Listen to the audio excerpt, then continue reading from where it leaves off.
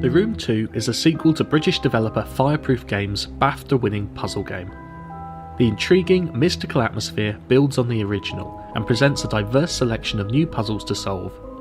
There's nothing fundamentally different in the formula for this second game, only some refinements and tweaks. Just as well then that the first game was, without question, one of the best mobile puzzlers ever released. You start your journey in a darkened room, looking down at an ornate box mounted on a plinth. There's a tutorial to introduce newcomers to the basics. Double tap to zoom in, pinch to zoom out, slide your finger across the screen to rotate your view. A handwritten note picks up the story where the room left off. Whilst this is a largely puzzle-driven game that can be enjoyed perfectly well without following the occasional story elements, they do provide context that adds depth to the game and its environments. This is a hugely tactile game. Forget point and click, here you'll be prodding and poking, twisting and turning, sliding and swiping. It's perfectly designed for a touchscreen device, and as you become fully engrossed, you can almost feel the cold brass and cracked wood beneath your fingers.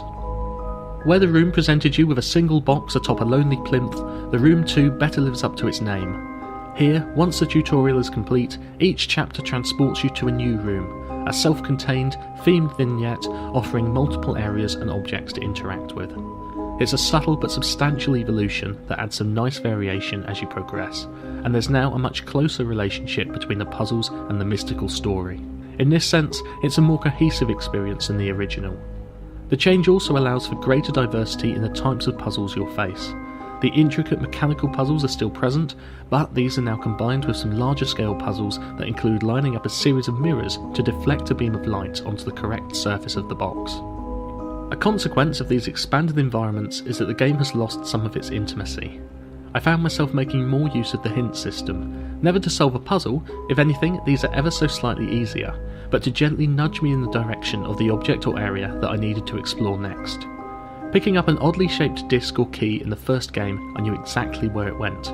So familiar was I with every nook, cranny and intricate detail of the box after prodding, poking and fixating on it for so long. Now, correctly aligning a dial or pressing the correct sequence of buttons might trigger a small hatch to spring open in a different part of the room. You'll need to spend as much time working out where to look next as what to do when you get there. All said, it's a balanced trade-off that moves the game forwards whilst maintaining the core experience. And the core experience is about as perfect as it gets. The game carries a dark, heavy atmosphere built over a haunting musical score that keeps you on edge, but never feels intrusive. The scaled-up environments still fade to black, leaving you to ponder what might lie just out of reach in the darkness. Every twist or turn that results in the satisfying click of a new compartment springing open feels instantly rewarding. On a final note, the game now features profiles, allowing up to 3 people to play at once, a minor improvement, but one that won't be overlooked by families that share a device. So here's my verdict. The Room 2 is about as perfect a sequel as fans of the original could hope for. The developers have taken a cautious approach, sticking to what worked well with some minor refinements. It's every bit as much a series of new chapters for the Room as it is a standalone title, but far from denouncing it for bringing nothing fundamentally new to the table, I'm incredibly grateful to Fireproof for delivering more of the same. Priced at £1.99 or $2.99 US money, it is incredibly good value. If you didn't enjoy The Room, then you won't enjoy this sequel, but if you did, or if you're completely new to the game, I thoroughly recommend that you give it a go. This is a deeply involving 5-star experience. The Room 2 was released on the 12th of December for iPad, and as a universal release for other iOS devices at the end of January. I hope you found this review useful, and if you decide to try the game, leave a comment and let me know what you think.